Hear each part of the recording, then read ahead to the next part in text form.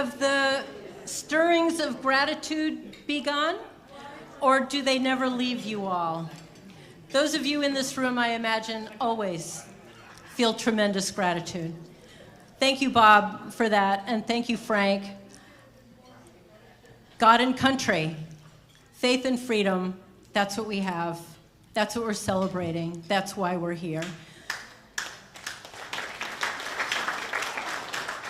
So say again, who's never been to an AFA event? All right, fabulous. Who's here because they saw me or heard of this on War Room? Fabulous. He is a force, is he not? Thank you all for being here. And if this is your first time, I hope it's not your last. I hope you come frequently. The American Freedom Alliance, our general mission is to identify, fight against, inform about threats to this great country, the greatest nation on earth. Right? But tonight is different. Tonight, we're recognizing the goodness and greatness of this country. What we are fighting for, in fact. So obviously our mission is to defend against threats, but this is why this nation is worthy of being defended. There's a quote that goes around, "The devil's cleverest wile is to make men believe that he does not exist." We've heard this. I would say that the left's greatest wile, and others too, but the left's greatest wile is to make us believe that this country is not great. But here we know that it is. Here we fight back against that very clever, devious undermining of who we are, and we are going to be strengthened and have more conviction and more confidence in the goodness and greatness of this country. And not only of the founding and the principles, which are key, but we're going to express gratitude to those who have taken us from 1776 through these last 250 years to now. If you've seen the signs around, we have collections of quotes. Have you seen them? Yes. Many are from 250 years ago and even further back than that, because let's not forget this very important point. 1776 was 150 years after this continent had begun to be settled. That's a really long time for a bifurcation culturally to have, and politically and from a faith position had been taking root. So by the time 1776 happened, we had our own ethos, our own everything. So I have quotes from earlier, many are from Eric Metaxas' books, right up through Reagan and including, of course, the moon landing and from Operation Overlord. So before we continue, I would very much like to honor the military veterans who are here with us today. I'm going to name them. Please stand. I was wondering if you want to come up, that would be great. You can line up here or just stand and we'll applaud. Your choice. We have Brigadier General Dan Pemberton, U.S. Air Force. Thank you, sir. Combat in Vietnam. Thank you. Colonel Jerry Knotts, U.S. Air Force retired fighter pilot, also Vietnam.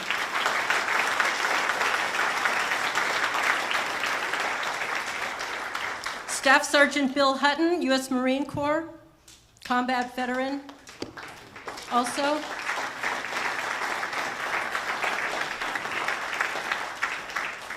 Captain Bill Ratner, U.S. Navy of Vietnam and Middle East. Colonel Joe Mueller, U.S. Marine Corps. It says retired, but we know you don't retire from the Marine Corps.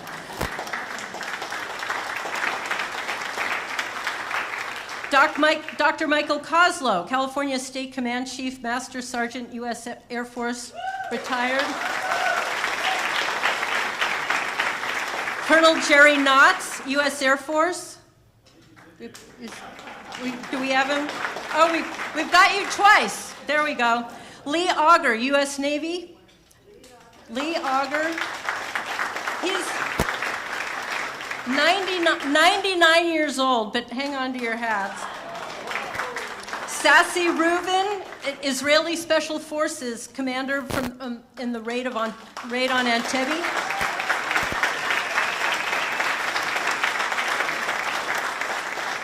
Colonel Erin Fritzler, U.S. Army. Did she make it, or is she? She's not here. Okay. Pastor Doc Gary Dickey, U.S. Air Force. Piper. Yes? John Warden, who was honored by Secretary of State Hegseth with the American Exceptionalism Award, U.S. Marine Corps. John Warden, conveniently standing.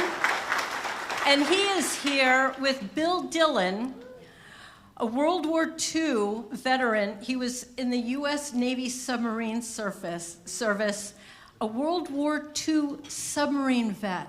Can you believe this? 101 years old.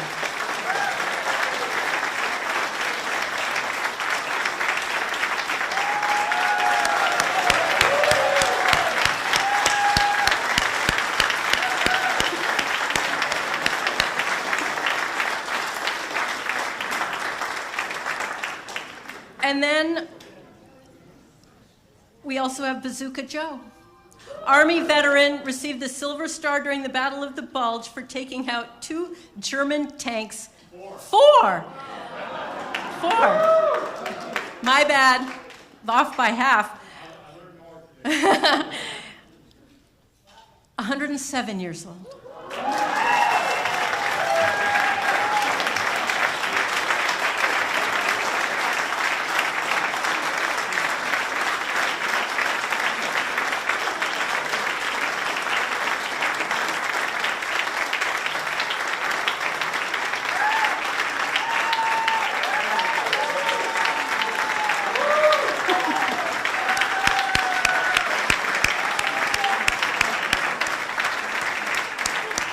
That's okay.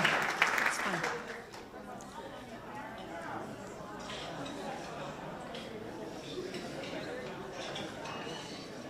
When we talk about these things, when we talk about heroes, when we talk about those who sacrificed everything, not only in 1776, not only in 1620, not only all the era subsequently, the 250 since then, that is who we are, though.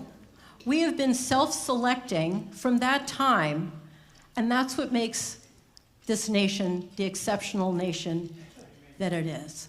People who are here up until recently, we need to caveat this a little bit, came here for the opportunity, for the freedom, all the freedoms that are endowed by our Creator, protected by our Constitution, and protected by these great men who sacrificed everything, their lives, their fortune, sacred honor, like the signatories of the Declaration, who knew they were committing treason, right? None of them did this because they had nothing to lose, but because they had everything to lose. I'm sounding so somber, but I'm really feeling it's a supremely joyous thing that this is our birthright, that the men who wrote the Declaration, 1776, who gave birth to this, the greatest nation in the history of the world, they did this not just for their own selves, but understanding the key elements of what makes a great country. They went back to first principles. And we are the beneficiaries of all of that. So just, I don't have a glass, but let's raise a glass to these great men and those great men and women who gave birth to this nation, brought it through these 250 years and to 250 more.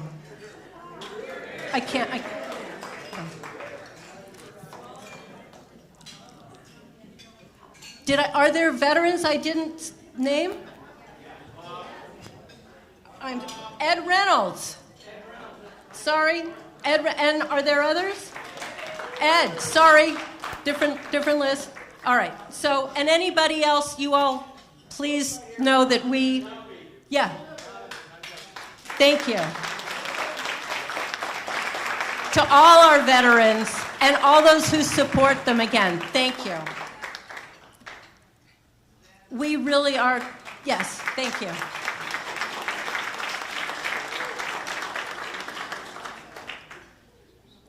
We're really extraordinarily lucky. I know, right? We talk about the greatness of this country, and all those things that make us great are, of course, why they need to take us down, which, again, is why we do these things.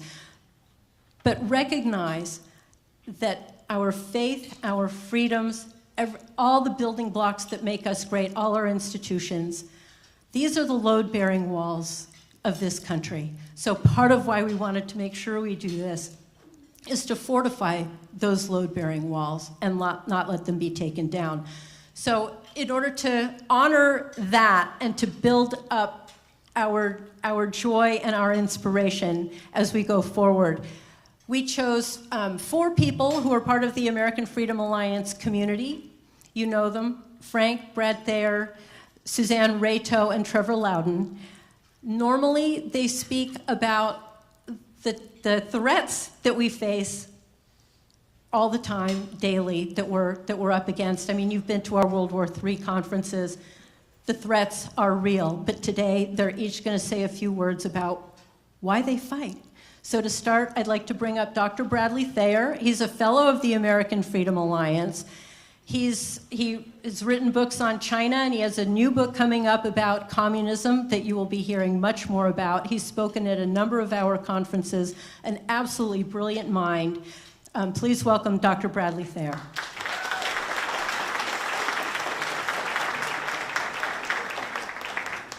Karen, thank you very much. Great honor to be here to celebrate America's 250th and to celebrate a book that reflects it in a way like no other, and that's Eric's incredible revolution.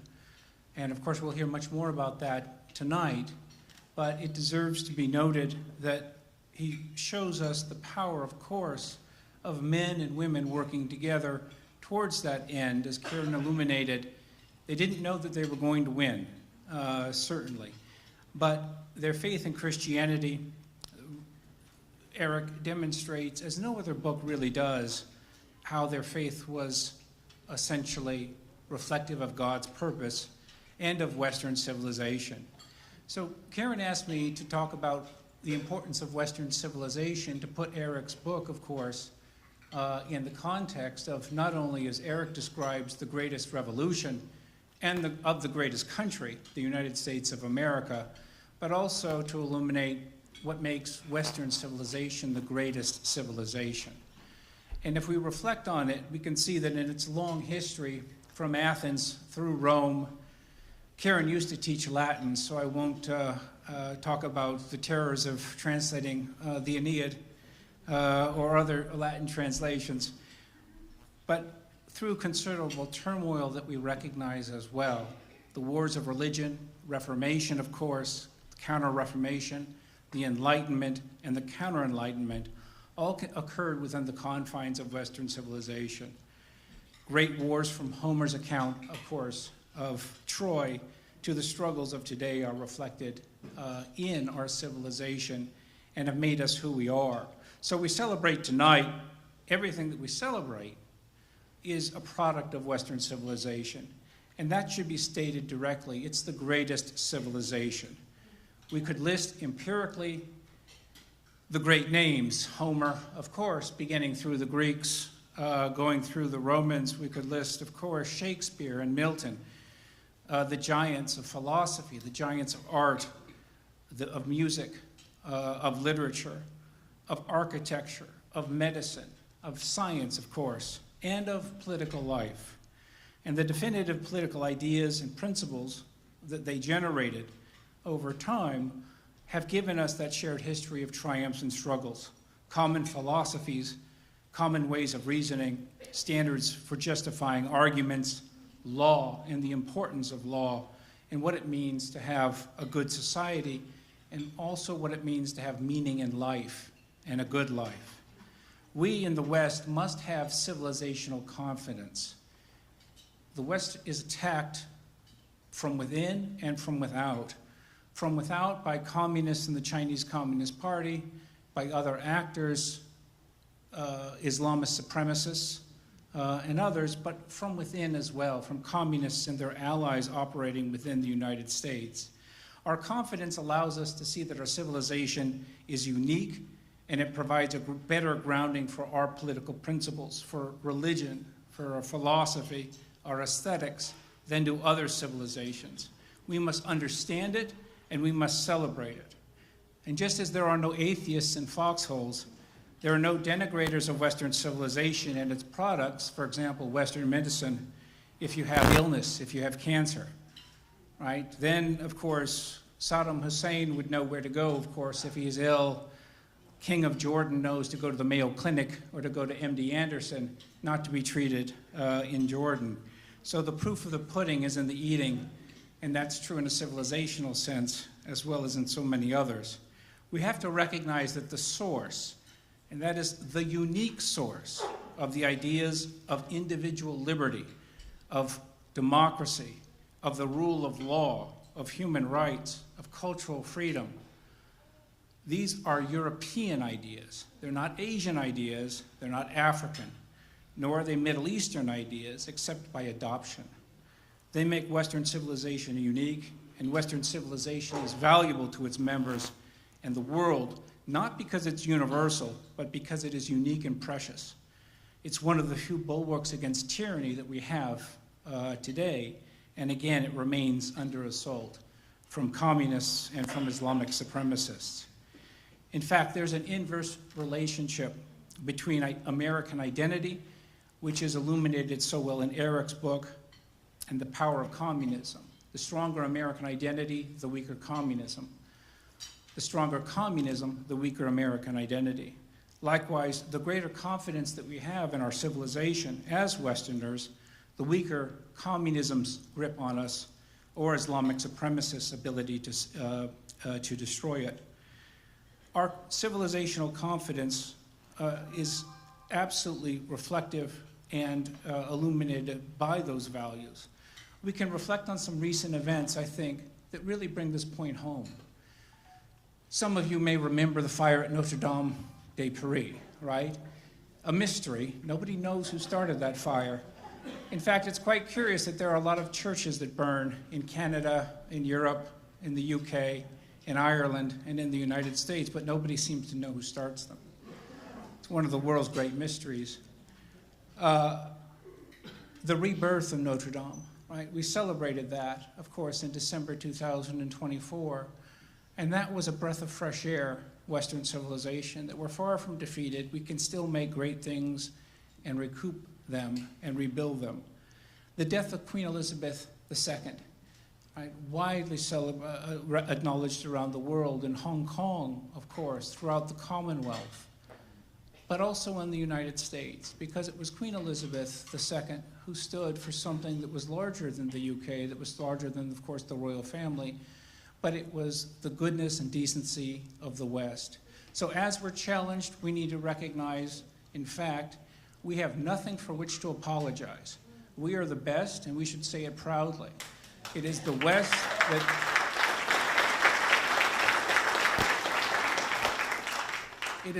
that made the modern world. It sustains the modern world, and it defends the modern world from those who would destroy it from within or from without.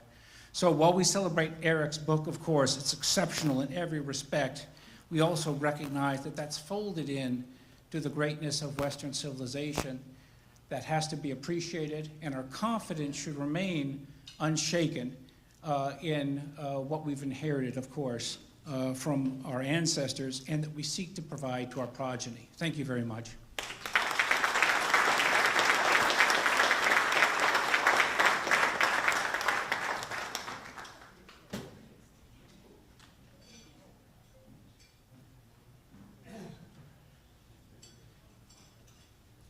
Context is everything. And we do have so much to be proud of. It is the greatest nation in the history of the world. I just love that title, the audacity of it, because it's true. Yes. And never forget, are we perfect? No. We're just the best. Right? And we aspire in ways that no other nation has ever even considered aspiring.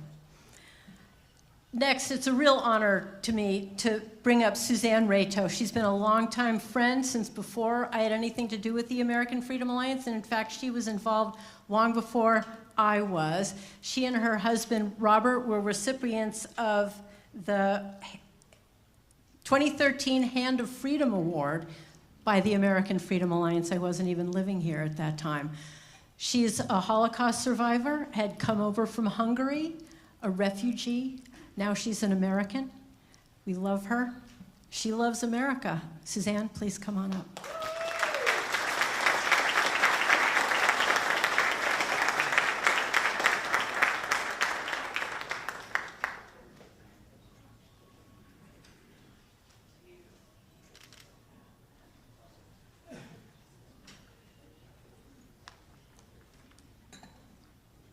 First of all, thank you, Karen.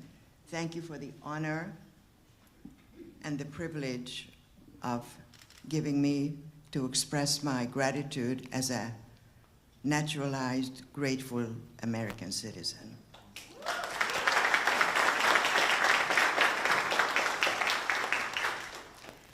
Distinguished guests, friends, and fellow citizens, we gather today to mark a milestone that seemed like an improbable dream to a small group of farmers, merchants, and scholars who did something entirely unprecedented. They declared that a new nation would be born, one founded on the idea of freedom and that all people are created equal.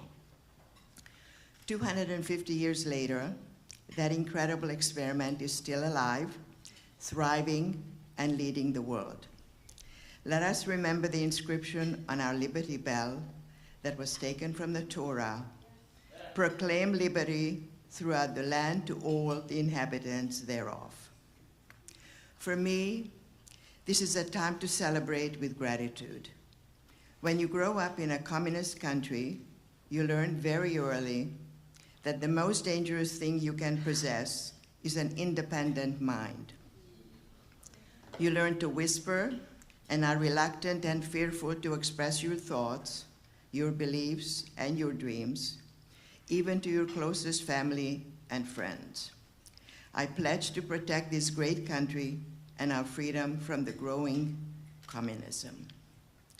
I remember the long lines for basic necessities, the deafening silence in public spaces, and the underlying fear that saying the wrong thing to the wrong person could really alter my family's life forever. The state was everything, and the individual was nothing. We endured through hope and dreams. Living without freedom was no picnic, and take it from one who experienced it. And then I came to America. As many of you who know me know that I came via Australia, and coming to America was the dream of a lifetime. I will never forget my first few weeks here. To many of you who were born here, America is simply home. But to someone who survived Nazism and escaped the tyranny of communism, America is a daily miracle, something to be grateful for.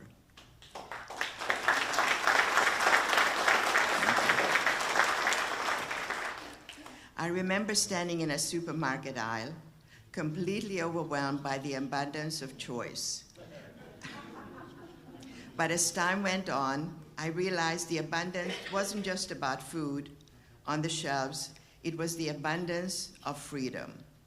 It was the freedom to walk into any place of worship of my choice, or not at all. It was the freedom to criticize the government openly without looking over my shoulder. And I always say to people, I used to have eyes in the back of my head because I always wondered who was looking and listening. It's something that you live with and you can never overlook and never overcome. It was the freedom to work hard, fall, get back up, and build a life entirely of my own making. In the old country, patriotism was demanded of all of us. It was forced on us. We had to parade and call rehearsed slogans. But here, I discovered what true patriotism means, and it begins with gratitude. It's looking at the American flag and seeing a promise that your rights do not come from a dictator or a committee, but are inherent to you as a human being.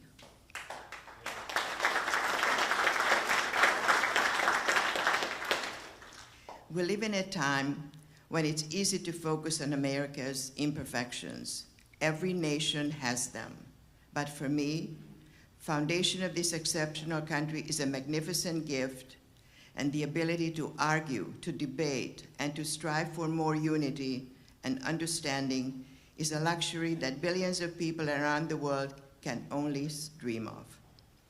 As we celebrate our 250th birthday, we honor the generations that came before us, the patriots who secured our independence, the soldiers who defended our freedom, often giving the ultimate sacrifice, the civil rights leaders who expanded liberty, and the countless ordinary citizens whose hard work built this nation. But this celebration is not only about the past, it's also about the future. The responsibility now rests with us to preserve the blessings of liberty, strengthen our communities, and ensure that the promise of America remains vibrant for generations to come. My message to you is simple. Do not take the ordinary for granted. Your ability to speak your mind, to vote, to choose your path are not normal historical standards. They are extraordinary. I love this country, not because it is perfect, but because it allows us to reach for our highest potential. Thank you, America, for giving me a place to whisper no more and a place to truly breathe freely.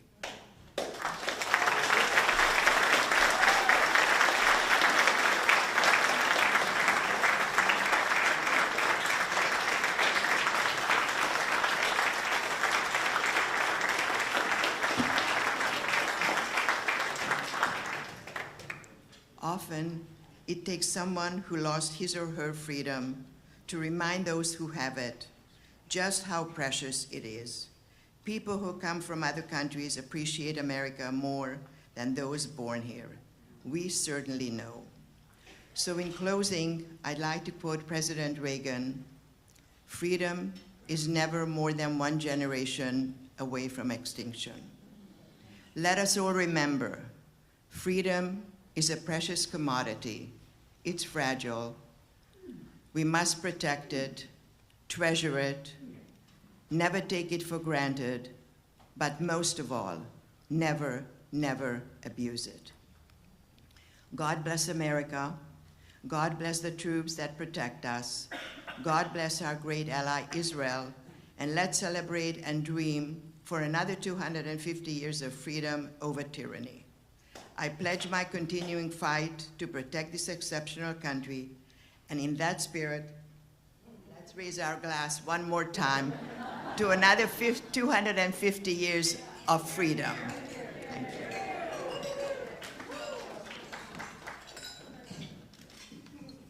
Thank you. Thank you.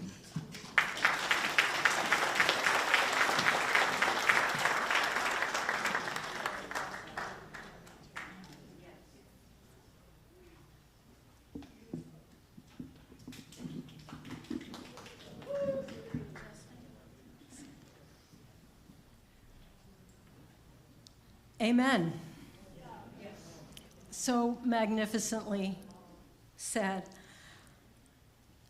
Suzanne, thank you so much. You're so deserving of the Hand of Freedom Award. Avi was a very wise man. Thank you.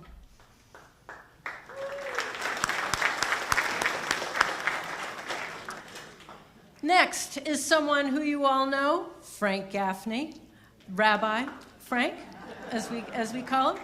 He's the president for the Institute of the American Future, has been warning for decades about pretty much everything. The totalitarian trifecta, red, green, blue alliance. He conducts weekly webinars both on China and about Sharia these days. I hope you find them, bansharia.com.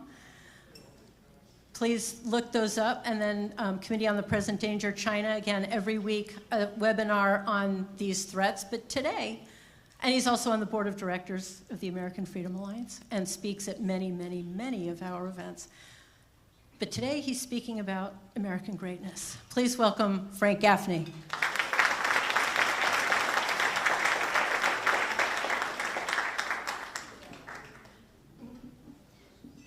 I think this title is going to stick, I hope.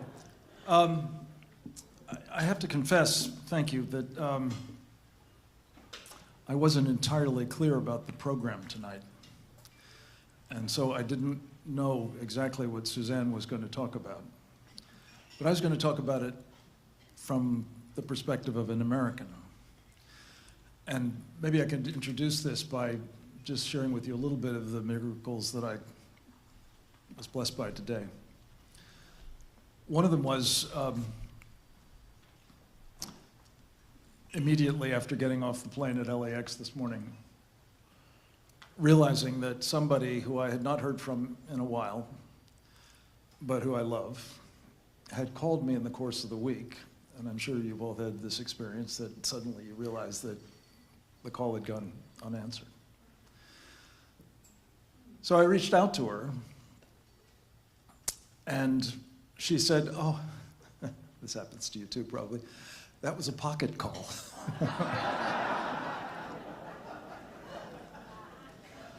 After I was a little crestfallen that I had not actually been meant to receive a call from her. She said, as it happens, you know, I've been following what you've been doing on this Sharia front, which meant a lot to me because her name is Deborah Burlingame. And some of you recognize it. She was the sister of Captain Chick Burlingame, whose plane was hijacked and flown into the Pentagon 25 years ago this September. And thrust upon her, completely unprepared, I guess one might say, was this incredibly important role of being a leader of the 9/11 families. And in hindsight, you can see God's hand in this because she had been, in various stages of her career, a trained actress, a law school graduate, an attorney, a reporter, an on-air talent, as well as behind-the-scenes producer, and a correspondent covering court TV. So in short, she had skill sets that were absolutely invaluable for that sort of extraordinary group of people who were thrust together by this horrific act of jihad. And with her encouragement, I proceeded to reminisce about some of her experiences and her times, among other things, fighting one of the great obscenities of certainly recent memory. The idea that the jihadis would be allowed to build a ground zero mosque. And she and the 9/11 families fought that tooth and tong. And she regaled me with some stories about what the jihadis were doing to, try to advance this program. And the help that they got from the then President of the United States, Barack Hussein Obama. And it brought back so many memories of that time, and really brought to the forefront of my consciousness something that honestly would have occurred to me eventually, but had really gotten away from me, that this September 11th is the 25th anniversary. So we fell to talking about what do we do about that. But along the trail, she told me a story, which I'm presumptuously going to share with you because I've asked her to do it on one of our webinars tomorrow. I'm hoping she will do it. But she said that during this period when she was not just one of the bereaved family members, but one of the leading and most eloquent and most effective communicators in that group, that she lived at the time in a little bit outside of the city of New York and was a frequent guest on Fox News. And Fox, back in the day, you remember this, Eric, when they used to send limousines to bring you to the studio, would send a limousine out to get her. And in my experience, which is now dated, but usually there was a jihadi who was driving the limousine, which was always a little unsettling. And knowing Deborah, she was absolutely fearless, so she would be using the ride to her business, which would be talking about, among other things, jihadis. And she told me the story that at one point, the driver of the vehicle turns around as he's driving and says, "I'm sorry, ma'am. I shouldn't have done this, but I couldn't help overhearing your conversation." And he said, "I'm from Egypt. And I lived, as Suzanne did, under tyranny." And they began talking about his experiences because it was clear he was not a jihadi. To the contrary, he had come here to get away from them. And in the course of the conversation, she said, it was obvious that he was, like Suzanne, passionate about this country. And she just sort of threw him the softball. What is it that you most love about America? And she said, he turned around and looked at her, and she kind of thought that might cause the car to go into the ditch. Fortunately, it didn't, but he wanted to make eye contact as he responded to this question. And he said, "Freedom. Freedom. Freedom!" Which makes him, like our distinguished friend and colleague, what I call a foreign-born American patriot. And you're so right, Suzanne. You have an understanding not only of freedom, and not only of what it's like to enjoy it here, but how perishable it is, how easily lost it can be, and once lost, how difficult, as I think one of the founders pointed out, it is to recover. So I just want to salute those of you who, unlike too many of us, don't get any of that. You're here tonight because you do.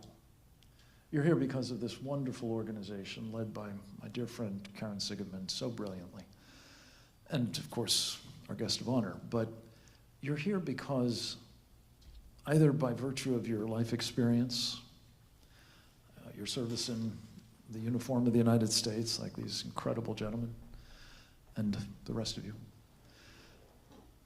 or just because you're smart. And maybe you've already read his book, but you know that this is a work in progress. And I really do believe it, as I tried to get across in my invocation. We have the privilege of living now at a time when it's all on the line. And I know I'm not supposed to talk about the threats, so I won't, but I do want to just leave you with this closing thought. We're making history. And you generally don't know it when you're in the middle of it. I've got to believe that those founding fathers did. But Eric tells their stories so compellingly that I think even they were not fully aware of how momentous what they were about was until, they were doing it. But one of the things, I'll close with this, but one of the things that I was marveling at is there was a year of war before there was a Declaration of Independence, which is an amazing thing. Talk about treason. They were in open rebellion against the government of Britain for a year. And the Brits took notice of it and didn't think well of what they were doing. But even at that point, I think, the full import of it all was probably still not as clear as it should have been to them and as it certainly should be to us. So I just want to thank you for being here and helping both support the work of the American Freedom Alliance, to acknowledge and endorse the work of Eric Metaxas, and to help the rest of us who are not foreign-born American patriots appreciate what they do and resolve that we will, in our time, do what we must, as I said earlier, to ensure that when history looks back at us and reminds us, if we're still around, that we were writing it, that we did our part, that we rose to the occasion, and that we did indeed bequeath what we were privileged to have turned over to us. Take pride in that, folks, and take leadership. God bless you all.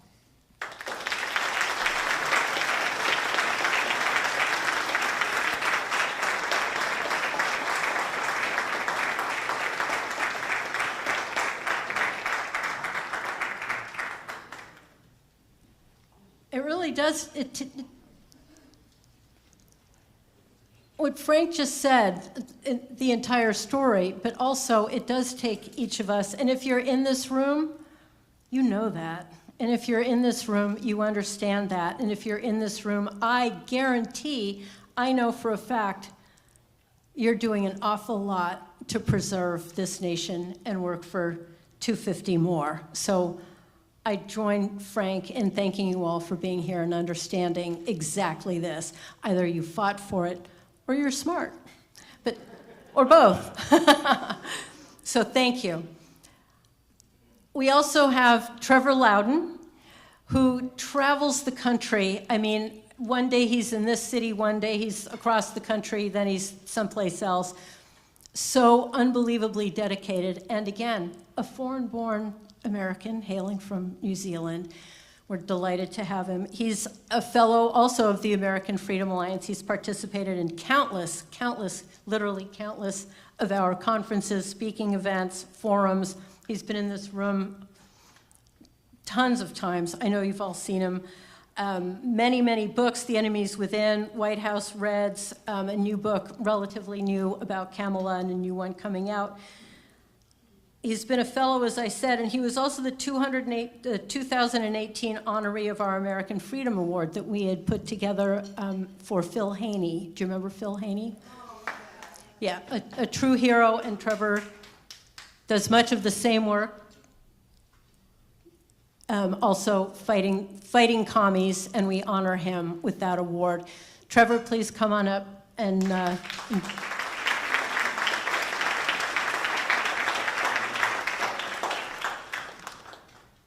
welcome, thank you. Can you all hear me down the back okay? Can you understand the southern accent all right? Good, I'm glad. Look, as Karen said, I'm from New Zealand, and we have a couple of Australian friends here tonight. We have my friend Topher, my friend Malcolm's up the back somewhere. Look, if you're not sure where Australia is, it's a little island off New Zealand's west coast, okay? A little tiny little island. But I think they might agree with me when I say something. I was in New Zealand not long ago. My dad passed a year ago. He was 91, you know. And I know there's older people here today, but this is the point. We were talking about World War II. He was a little boy, and they were terrified of a Japanese invasion because most of our men were in North Africa, as most of the Australian men were in North Africa fighting the Nazis. And we all acknowledged that if it hadn't been for the sacrifice of these gentlemen here tonight, your uncles and fathers and grandfathers, and their sacrifice at the Battle of the Bulge in Normandy, their sacrifice at Iwo Jima, the Midway, Guadalcanal, all of that, if it hadn't been for them, we might not be here today. The world would be very, very different.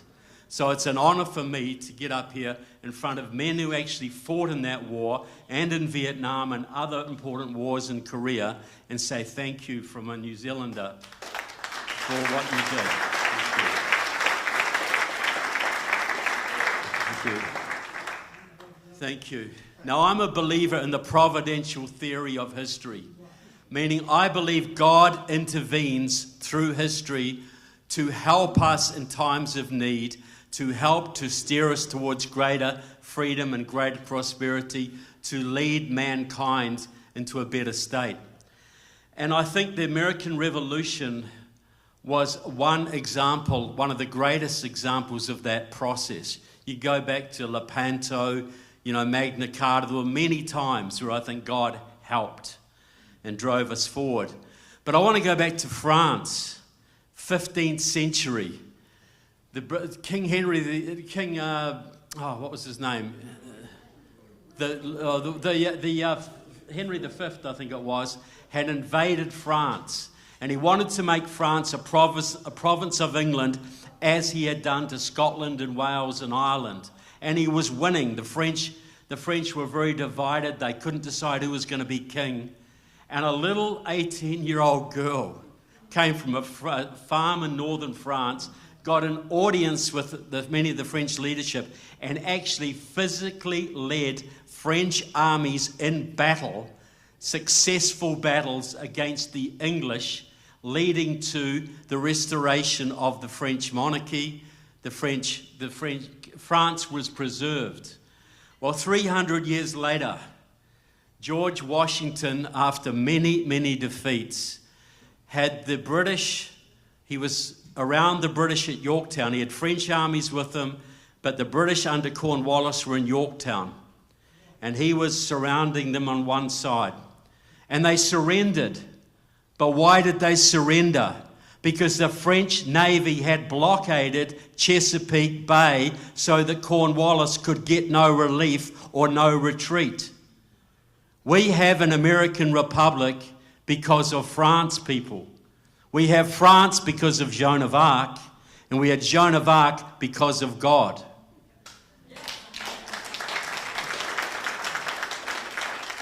We think in terms of election cycles. God thinks in terms of the sweep of history. He is always watching us, looking for faith, looking for courage. And that brings me to another point. In the book of Revelations, there's a little chapter about the people who go to hell at the end of time. There's the liars, the thieves, the idolaters, the murderers. But the very first two groups to go to hell are the cowards and the faithless. Cowards and the faithless. Because what does being a coward tell God? It tells God you have no faith in him. Because if you have faith, what do you fear on this planet? What do you fear? How do you tell your pastor is a faithful pastor? He will be a courageous pastor.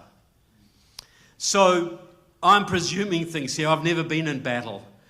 But is it true, the veterans here can tell me, if you're a soldier, you're facing battle, and you have faith in God, and faith in your commanding officers, and faith in your fellow comrades, will you be the bravest soldier you can possibly be? If you have no faith, what will you do? You will run. Faith and courage go together. David versus Goliath, a little rock, a bit of string. The giant's coming at him, everybody's running that way. David charges at the giant and throws the rock. I have no doubt that God guided that rock. But where did David get the courage to throw it, if not from his faith? Faith and courage go together. And I think we're going to need a lot of miracles to get us through the coming period. I think we're going to need a lot of divine help and divine inspiration. And where is there any record in history of God helping cowards or the faithless or whingers or moaners or losers? It's courage. Your founding fathers were courageous men motivated by religious liberty. Gideon's army versus the horde. There are countless examples where God intervened to help us go forward. Now, we are all free today because when the time came to fight enemies, your fathers and uncles and some of the men here today were willing to put on uniforms and pick up arms and fight sometimes for years at a time against horrible foreign enemies and horrible conditions. And while they were doing that, your mothers and aunts and great-grandmas were working 14-hour days in factories, munitions factories, hospitals, building Liberty ships, running farms, keeping the kids in school, and staying up till 2 o'clock in the morning writing letters to their boyfriends and husbands overseas. Is it our moral responsibility to do whatever it takes in terms of money, time, and sacrifice to ensure that the freedom we were given by those brave men is preserved in our time? Is it our moral responsibility? And is it our moral responsibility that we do whatever it takes to ensure that our children and grandchildren and those yet unborn are able to live as freely as we are, or even better? Is that our moral duty, or is it not? And when that day of judgment comes, folks, do you want to stand up and say something like, I sweated blood to preserve the greatest republic the world has ever known? Or do you want to say I was the best amateur golfer in the county? What do you want to do, folks? So Karen, our great leader here, has a great phrase that I've stolen. We are going to need miracles to get us through, but there's been miracles in the past. When President Trump had a bullet nick his ear, and he went down on the ground and came up and fight. If that was not a message by God that he wants this country preserved, I've never seen one.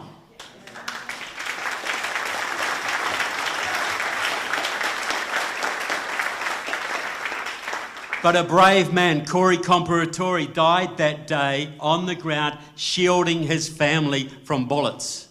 Joan of Arc was burnt at the stake for her pains, people. Karen has a great phrase.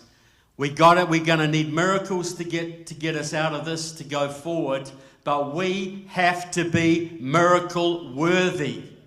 Every single one of us has to be miracle worthy. And it's not just the leaders, it's the talents. We're all given talents for a time such as this. Some of us have great talents, some have average talents, the rest are usually Democrats, unfortunately. But we all acknowledge we're in a time of great spiritual warfare, and God has put us all here at this time for a certain reason, and if all of us use our talents to the maximum, we can prevail. We can prevail. So thank you so much, Karen, for doing this. Thank you for everybody here, and a great thank you for all the veterans here tonight. God bless America. I'm so glad I'm here. God bless liberty. Thank you all.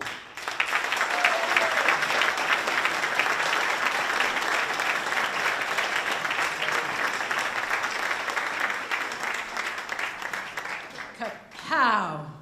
Thank you, Trevor. So great, right? Are you not infinitely grateful? Yeah. Right? Thank you. Thank you. Thank you, Trevor. And yeah, I've been talking about miracle worthiness for a long time, recognizing that our history really, yes, it's great men, of course it is, and great women. But at almost every point in our history, it's been miracles that gave birth to this nation, that allowed one thing to unfold after another, that made us who we are. And a lot of us think about, what is it that I can do, or who should we look to save us? No. That's not it. I'm not going to save us. Trevor's not you all. But as God has chosen every time to intervene on behalf of this great nation, I just hope that in the great spreadsheet in the sky, he sees that this country is still miracle worthy. And that's what we can do, each of us, to be check marks in the plus column, because Lord knows there's a lot of check marks in the negative column as to why this country might be considered not be miracle worthy. But you all here, all the work that you do, countless others, Charlie Kirk, all are in the plus column. And as Trevor mentioned, on July 13th, 2 years ago, if ever there were a sign, that was one, right? And we see them day after day after day. Not everything turns out exactly the way we hope, and we pray a certain, this thing is going to happen. Do we not want arrests? Just say it. Okay. All of that, right? Right. We want accountability, we want justice and everything, but overall, we truly live in the greatest nation in the history of the world. And was it Lincoln who said, I'm paraphrasing it, it's not so much that we want God to be on our side, but for us to be on God's side. And that's part of the whole miracle worthiness. So the four of you, I cannot thank you enough. Trevor, Frank, Suzanne, Brad, just such great perspectives on the greatness of this country, where we fit in the scheme of Western civilization historically and today, what we have taken, but what we have given as well. So please, a round of applause to the four. Thank you. And of course, to our veterans, without whom nothing. There's a few other people I want to thank. Certainly the Lux for just hosting such a beautiful event. Do you like our new banner, by the way? Yeah. Thank you. Sign. We're going to use this all year, and then at the end of the year, we're just going to X out the 0 and put a 1 there. Right? Exactly. We're being sensible about things. I want to thank Mark Franklin and Vic for the great camera work, videography, and Brian Seltzer, our photographer. I want to thank the team who did all the decorating. That's Jody, Kate, Diane, and Suzanne. Such a beautiful job. I'm a minimalist when it comes to this, meaning I have no idea how to do it, but they did and they do. And the Paul Revere lanterns and all of this, that was them and everything else. I also want to thank Daniel Schaefer, who was a major sponsor of this event. You may remember the story of Daniel. I met Daniel on the flight on January 4th of 2020 to Washington, D.C. for the January 6th event. We got to talking, and then coincidentally, he was behind me on that flight out and next to me on the flight back. And he said, if there's anything you need with AFA, just reach out. And I didn't really believe him. But when we were bringing Steve Bannon out a few years ago, we needed support in that regard. And I called Daniel. I said, we need some help. And he was right there with it. Daniel performs miracles. He has been a miracle worker for AFA. Thank you. And to all of you who support us, I just can't thank you enough. So, now to the pièce de résistance.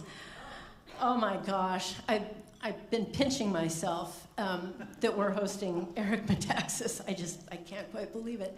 I've been following him for years and years and years. Came to my attention with the book Bonhoeffer, who weirdly, Bonhoeffer lived down the street. Bonhoeffer lived down the street from my dad, who was born in Berlin in 1928. It's only about a block long of a street, and they lived on the same street. So just personal connection. The book is brilliant if you haven't read it. All subsequent books of utter genius. This book, Revolution, the birth of the greatest nation in the history of the world. I read a lot of history, I imagine all of you do too, and a lot of history books can bring one to tears from the horrors that man inflicts upon man. War stories are just horrific. This one continuously brings me to tears for an entirely different reason. Profound gratitude. Everything that they went through, the history, it comes alive. And these are our people. These are us. We know how it ends, right? One of you mentioned that. We know how, they didn't know. And still, they did what they did.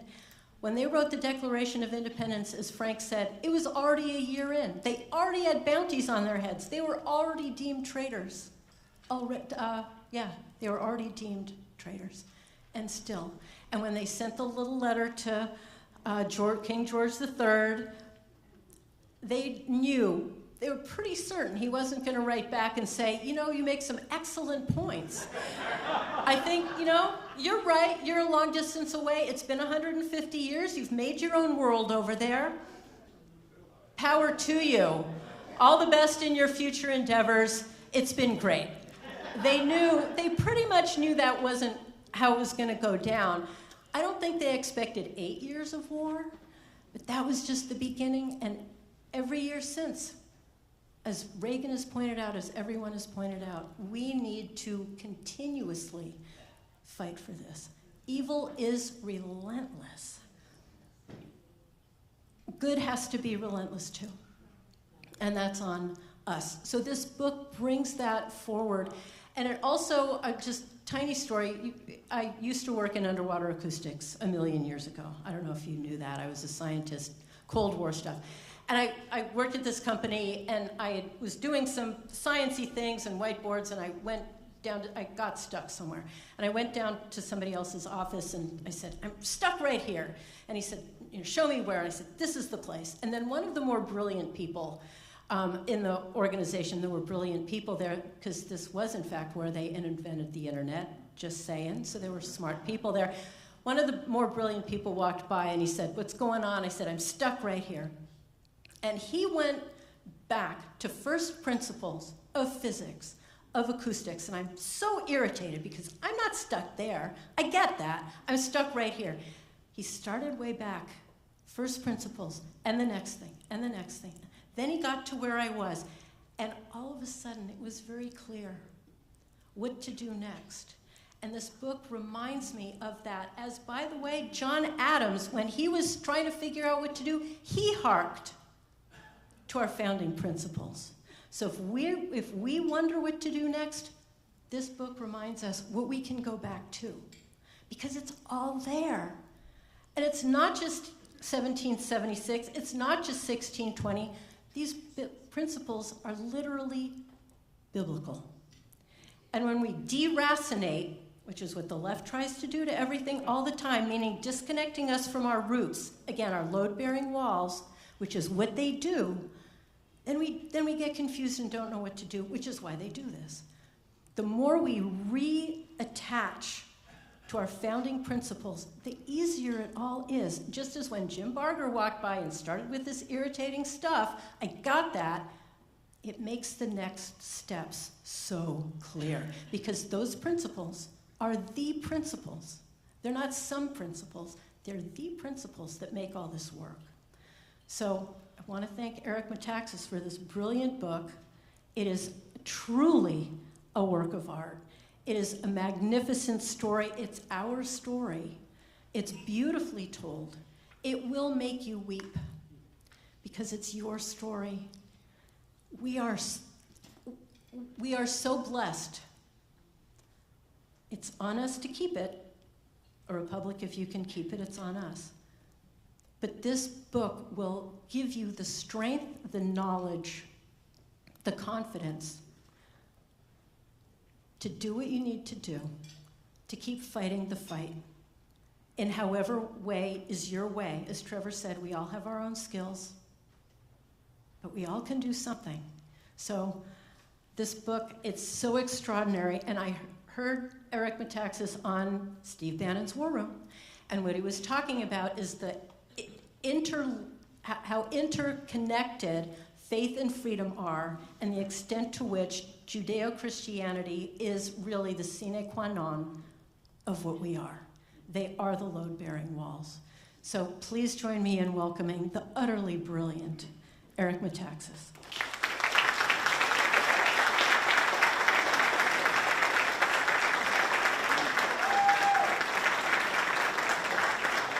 God bless you. Thank you. Karen, you embarrassed the hell out of me. None of that is true. That was so... listen, I am so honored to be here. I can't tell you. I'm so honored to have such kind words spoken about me and then to know the truth. I'm very, very honored to be here. And I'm honored to be in a room with so many American heroes. It's very humbling for me to get up here and to add anything to what's already been said. Everyone who spoke before me stole things that I was just going to say. Every one of them. So I only got about an hour's worth of material left that I'm going to deliver. I'll do my best. No, there's so much I want to say. I do feel a sense of joy here tonight. I've met so many of you. I feel like I've made a number of real friends tonight. You realize there's a joy here. This is a rare thing here, what you have here. It's a beautiful, beautiful thing to honor this country. And to be in the room with people that are, who fought in World War II, that was not on my dance card for tonight. So thank you. It's unbelievable. And the history, folks, the living history, when you think about it. Bazooka Joe here is 107 years old. I've never met anyone that's that old. I had the privilege a few years ago of interviewing someone on my radio program who was 104 years old. He's just a punk compared to Bazooka Joe. But I remember interviewing this man who was 104, and he was telling me about his great-grandfathers, whom he knew, one of whom fought on the Confederate side, and one of whom fought on the Union side. And he knew them, and he's talking to me on my program about them. This is living history, folks. We all have our stories, and by the way, the two great-grandparents didn't really get along very well. But I do love history, and it's just a joy to talk to people who have been in these places and to hear so much of what we heard tonight. My dad passed away a couple of years ago. He was 96 and a half, and he came to this country from Greece, where the communists tried to take over. My mom, whom I speak with every day and visit every week, She's 92. She grew up in Germany, which was taken over by the part of Germany where she grew up was taken over by the Soviets. So she escaped East German communism when she was 17 years old. So my parents, who came to this country, taught me to love this country and to hate communism.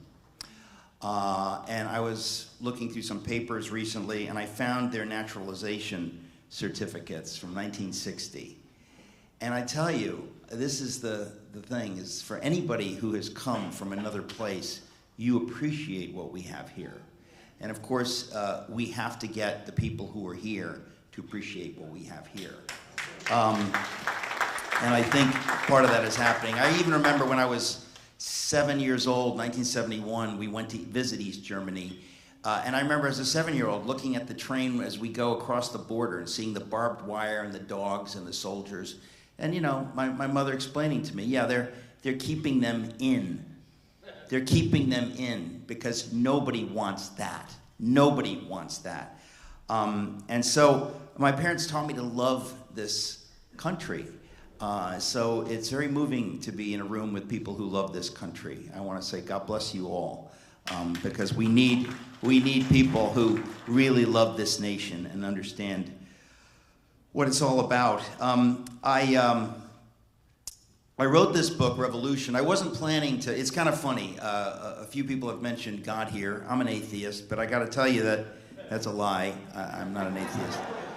I never was an atheist, but something happened to me around my 25th birthday. God came into my life in a very powerful, palpable way and changed my life.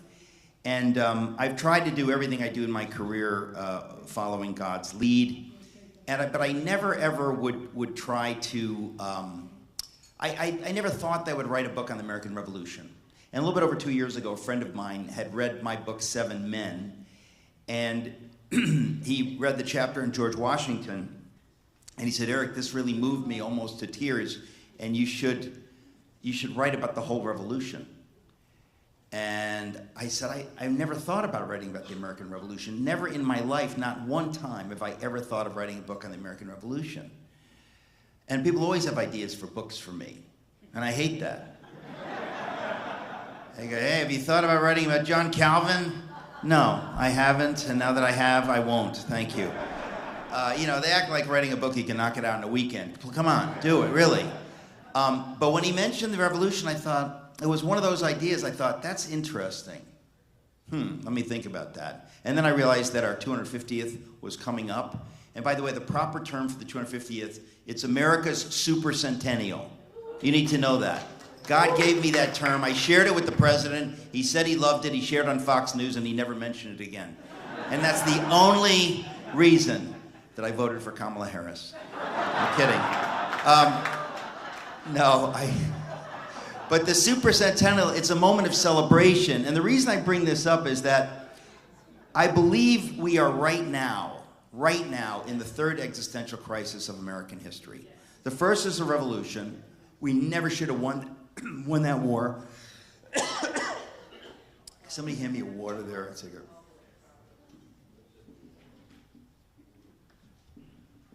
And a little vodka also.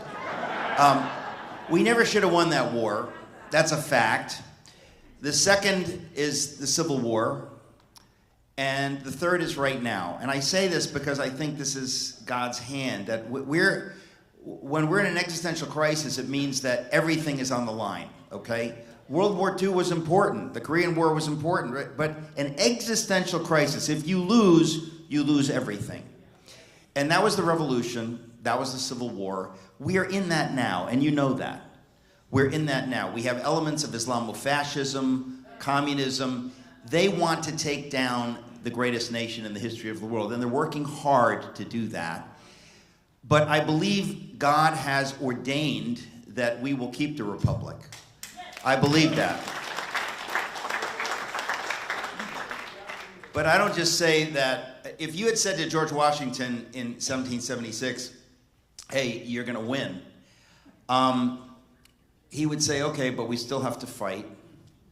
We still have to suffer. Men still have to die. When you're in a war, whether it's a war, or you still have to suffer and die. Just because, and it's been said tonight, just because you're going to win doesn't mean you don't have to fight and suffer, and some people will die, and you'll take casualties. My friend Charlie Kirk was murdered. There are people today suffering. I have friends who were there on January 6th who were in solitary confinement for a year. When you're in a war, people suffer. So the question is, what do? You pray.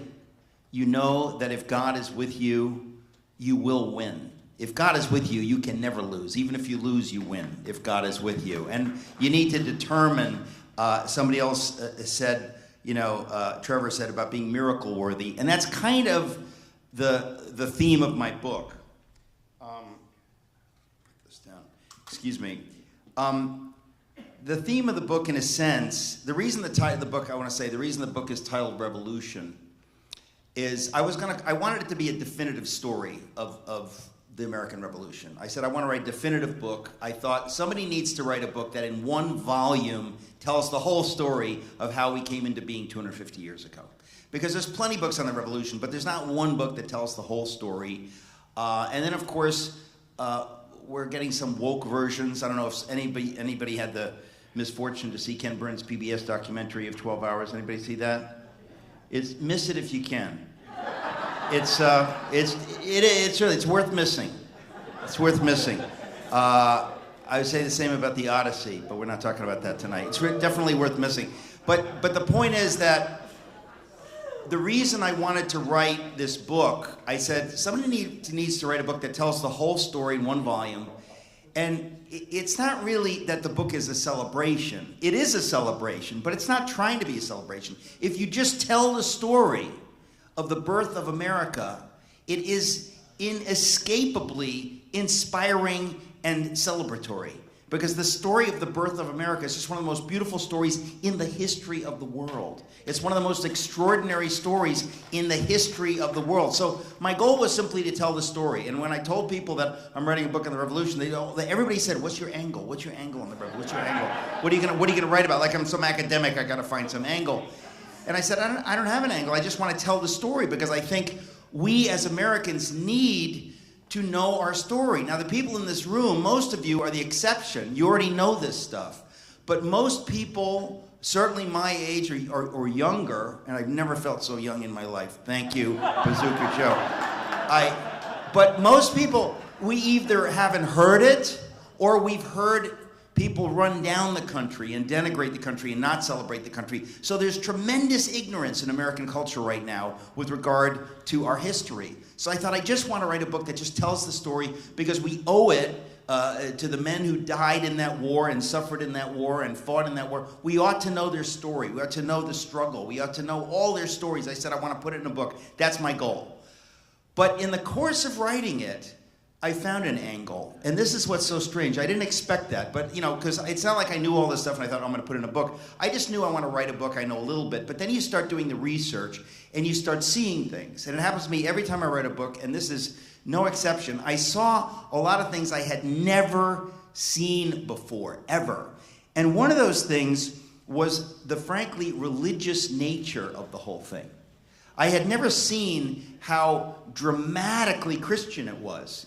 I had never seen this before. But as you're doing the research, you realize that the 13 colonies at that time were just astonishingly Christian. Everybody knew the Bible. They're quoting the Bible. It's just everywhere you look. And I thought, this is interesting. I haven't really heard this. And you hear a lot of people, a lot of historians, and Ken Burns and the other, they keep pushing out the lie that all the founders were deists. Folks, that is absolute nonsense. I can't tell you, nonsense is much too nice a word for what that is. It is a foul, vile lie. The men of the revolution were profound Christians. And when I say profound Christians, I don't mean they said, oh, I'm not an atheist, I'm not a Jew, I'm not a Muslim, I'm a Christian. We're not talking about tribal identity. Okay, we're talking about people who took their faith extremely seriously. And when I did the research, it was everywhere I looked, and I thought, how come nobody talks about this? How come people try to pawn off George Washington as some kind of a deist? It's absolute nonsense. But, so I thought I want the book to be definitive, so I was going to call it The American Revolution. Then I thought, no.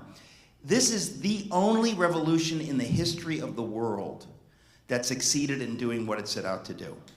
If you know the history, it's also a vile lie even to compare the French Revolution to the American Revolution. It's ridiculous, because the French Revolution, and this is the heart of the story, the French Revolution got rid of the king and queen, killed the king and queen, and after they killed the king and queen, they killed all the priests and nuns because they didn't want God to be part of it.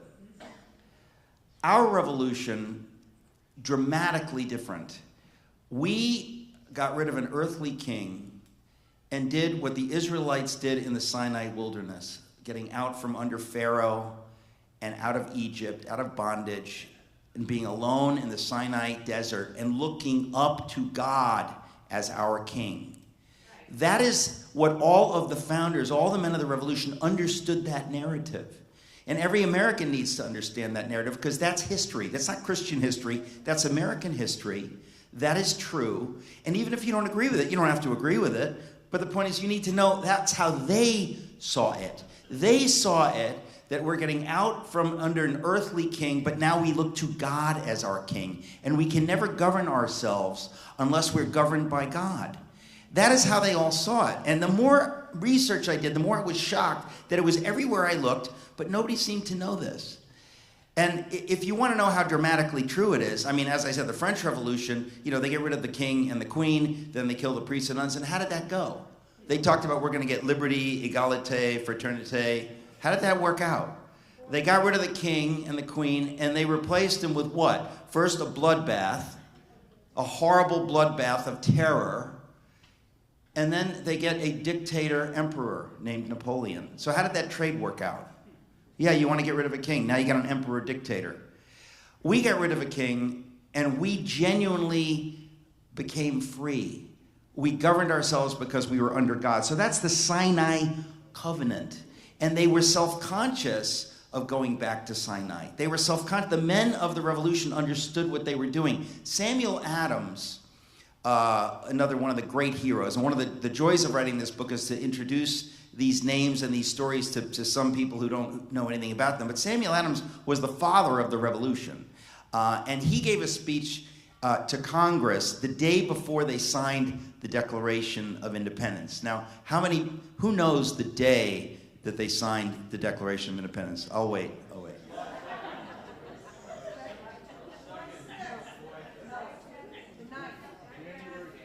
I just love when people blurt out wrong answers. It's delightful up here, just listening. August 2nd. If you said August 2nd, yeah. The reason I say this is actually, I hope you'll read the book, but even more important, it wouldn't kill you to buy 2 or 3 copies. But it's all in the book, and I don't want to belabor this, but it is an amazing thing that they declare independence on July 2nd, right? That's the big day, July 2nd, okay? Then on the 3rd and the 4th, they debate the Declaration. They debate the text of the Declaration, and so on the 4th, they approve it. So now they have to get printed up a special engrossed version, which they're all going to sign eventually, which is going to be August 2nd. And at the top of it, of course, they write July 4th, because that was the date it was approved, whatever. So we all have this idea in our minds that they signed it on July 4th. But anyway, there's more to the story. But the point I want to make is that on August 1st, the day before they sign this, the day before they do this thing that makes them tremble, knowing the tremendous gravity of what they are doing. The day before, Samuel Adams, the great Samuel Adams, gives a speech outside Independence Hall to Congress. So now you have a member of Congress giving a speech to Congress. And in that speech, he uses the phrase, he says, "We have restored the sovereign, the king. We've restored the true king, capital S, who is God." And he says this, he's not giving this group talking to a Bible study group. He's talking to Congress, a member of Congress. He's explaining to them what we've done. We've restored the sovereign. We got rid of an earthly king who was behaving in a tyrannous way, who did not respect our rights. And we've restored the true king, who is God. That narrative of the Sinai covenant, of the Israelites in the wilderness looking directly to God, that was the narrative that they all got. And to anybody who says, oh, what about the deists in the room? The least religious members of Congress, the least, Franklin and Thomas Jefferson, both of them, when they were asked to design a seal for the new nation, Franklin comes up with an image of Moses overseeing the parting of the Red Sea. Pretty Jewish, don't you think? Pretty biblical. What does Jefferson come up with? We need just an image. We can't give a paragraph, just a picture. What's the picture of the new nation? Jefferson comes up with the image of the Israelites in the Sinai desert looking to the pillar of fire and the cloud. Folks, it doesn't get more biblical than that. And these are the two least religious members of Sinai Declaration. They all got the narrative. They all got the memo. This is what we're doing. And it's never been done in the history of the world. Never. This country cannot be compared to other countries. And this does not mean, it doesn't mean that we are better. We are no better. We don't deserve to live in this country. Everybody wants to live in this country. We've been given an outrageous gift from God to live in a country where we can govern ourselves. It's an extraordinary thing. And so all of the men of that time understood that we needed to be, as Trevor said, miracle worthy. And this is covenant theology. This is Old Testament theology, that we want to be a nation whose God is the Lord. And we want to honor him in our behavior so that he smiles on our efforts. Because we didn't have the biggest navy and army in the world. They did. But we knew that if we trust God and if we do his will and we behave in a way that's worthy of him, he will smile on our efforts. That's covenant theology. And we need to understand that was what they were doing. And again, secular people maybe don't like to hear that. Well, the fact is you don't need to like it, but you need to know that's what they thought they were doing. And that's not debatable. It's simply not debatable. But it's been airbrushed out of our history by secularists who are uncomfortable with it and want to pretend that you could get liberty and all the ideas of freedom, liberty, equality, that you can get those ideas from the French Enlightenment. You cannot. You don't get these ideas from French philosophy. You don't get these ideas, if I can say, from the Quran. You don't get these ideas from the Quran. Did you know that? You don't. You don't. Where do you get these ideas from? Where do you get the idea that we are all equal? Think about in history the insanity of saying that we're equal. That's the most insane idea in the history of the world. It's obvious nobody's ever been equal. Where would we get that idea? From the Bible. God says we're equal. Nobody else says we're equal. Nobody else observes that we're equal. The Bible says it. And all of the men of the revolution understood we go according to this book. And this book says we're equal. This book said all these ideas come out of the scripture. So the idea that this country could come into being, or these ideas could come into being from anything other than the Bible of the Jews, it can't happen. It won't happen. We need to understand that that's our history. It's simply inescapable. And then we need to understand that that's how they all saw it, as I just explained. So they were very serious about this, and they were very serious about behaving in a way that would make them, to use Trevor's phrase again and again, to be miracle worthy. They said, we are covenanting with God, and we need to behave in such a way that he will smile on our efforts or we'll lose. And so they all took that seriously. Washington, in July of 1775, when he takes command of the Continental Army, he commands in an order his men, his officers, that all of their troops have to stop swearing and gambling, and they have to attend divine services on Sunday. Now, why would he do that? Well, you see over and over and over. It's everywhere. This is why I was just half crazy writing this book. I said, this is everywhere I look.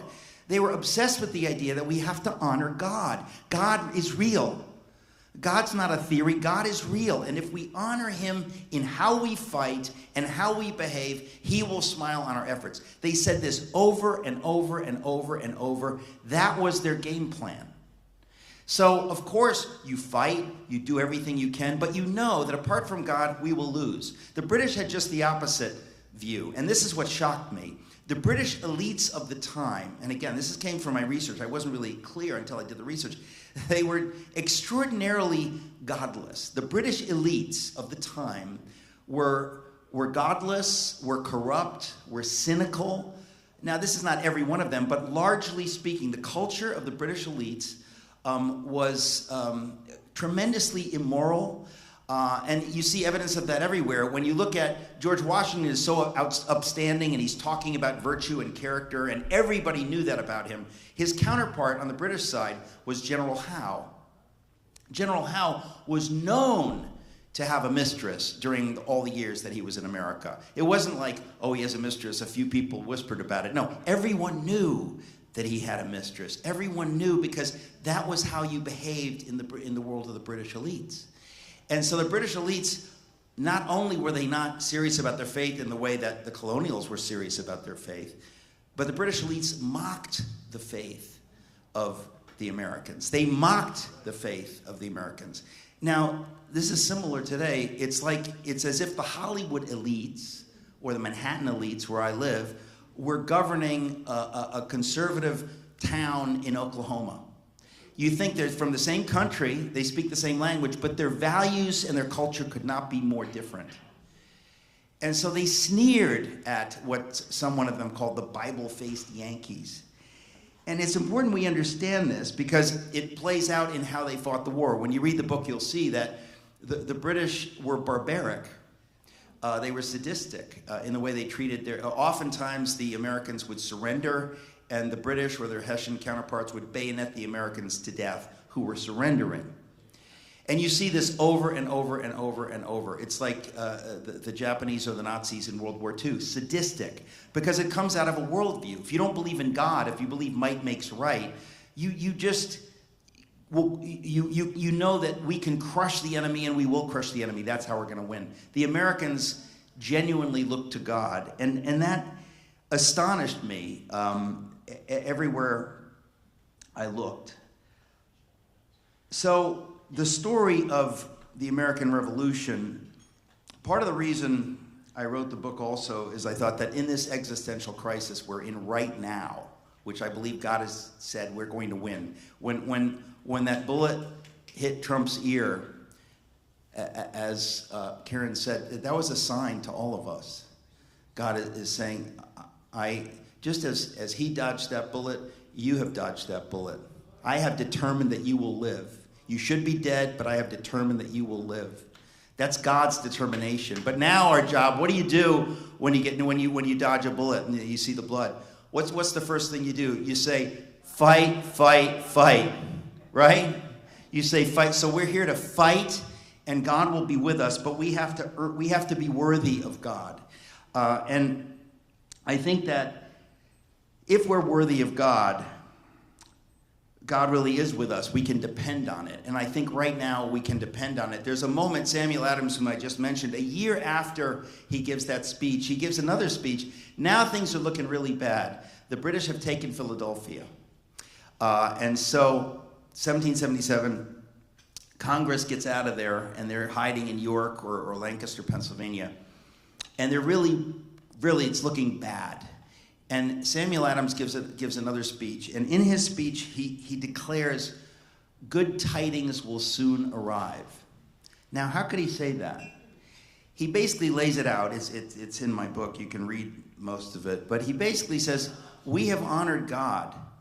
And what we're doing is a sacred cause. We're trying to create a country, a form of government that honors God, and that is a biblical idea of liberty, people governing themselves, looking directly to God. And he says, because of that, God is with us and will be with us. And so he declares, good tidings will soon arrive, because he knows God is real. He knows this is not some fantasy. This is not just, a nice idea to have God on your side. They lived this. They knew this was the only way forward. God was the God of liberty. And so he says, good tidings will soon arrive. Where's the evidence? Well, a few weeks later, they get the news from Saratoga that we have crushed Burgoyne's army. The entire war is changed immediately. The French come in, and I think, that turned out good for us. So it's an amazing thing to me, as I did the research, to see that the men of the revolution really did look to God. They really were explicit and conscious of what they were doing, that this was God's idea of how to govern ourselves, as had never been done in the history of the world before. This was God's idea, and that they believed in this idea of providential history, that this is a moment in history where they get to do this. But they said, but we have to be the good guys. We have to behave in a certain way that we're worthy of God's favor. And I think that's the story of America, folks, that we're the good guys. We're the good guys. My mother, who is 92, has told me that as a little girl in Germany, when Germany lost the war and the soldiers started arriving, they knew when the American soldiers came, those are the good guys. Yeah, they are. When the Russian soldiers arrived, it's like, no, those are the ones that rape. We have always been the good guys. That's who we're supposed to be. And the moment we cease to be the good guys, the moment we cease to honor God in how we behave, America will go away. But I don't believe that that's going to happen. I believe God has ordained that we will keep the republic. And I often think of Henry Wadsworth Longfellow wrote his poem, Paul Revere's Ride, one of the greatest poems in the history of the world. He wrote that poem in 1860 because America was going through its second existential crisis of its history. And he wanted to take us back to the first principles, to remind us. And my book certainly can't compare with Longfellow, but it's the same concept. If we go back and we remind ourselves of who we are and what these men did and what the principles were behind it, only that way can we find the strength to fight now and to be encouraged, to know that good tidings will soon arrive. Now, everywhere we look, we all have our stories of how we're in this existential crisis right now. We see it. Many of us have been canceled. Karen has her whole story. My latest story is that this book has been number 2 on the New York Times list twice.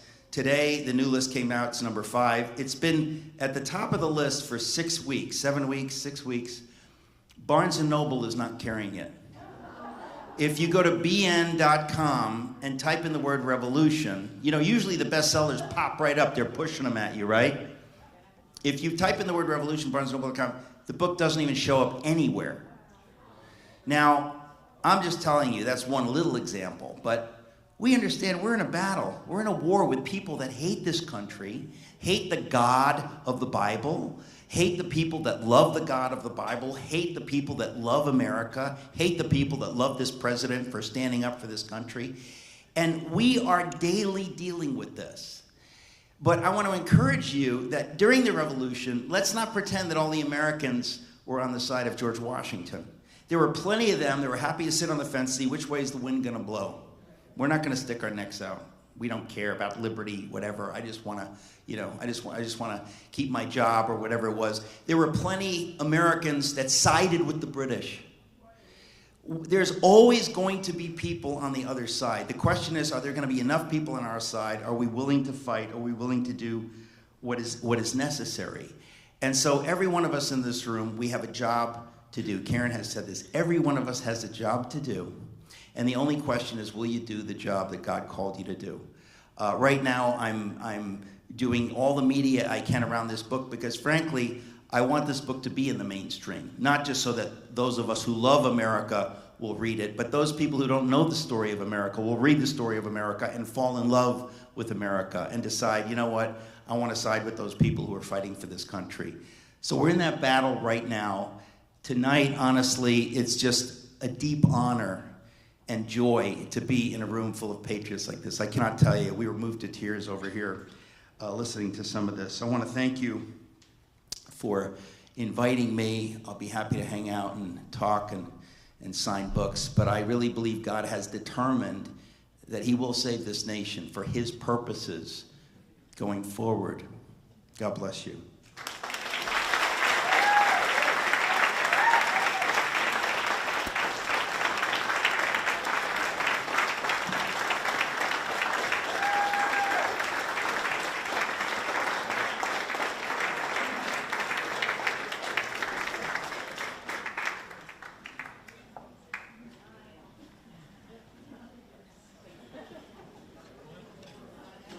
Are we not the luckiest people in the history of the world, not just to be Americans, but here tonight? Thank you so much. I so appreciate all of you. Eric Metaxas, thank you. Trevor, Frank, Suzanne, Brad Thayer. Thank all of you. Bob, all our veterans. We all know what we have to do for 250 more. Thank you for being here. God bless America.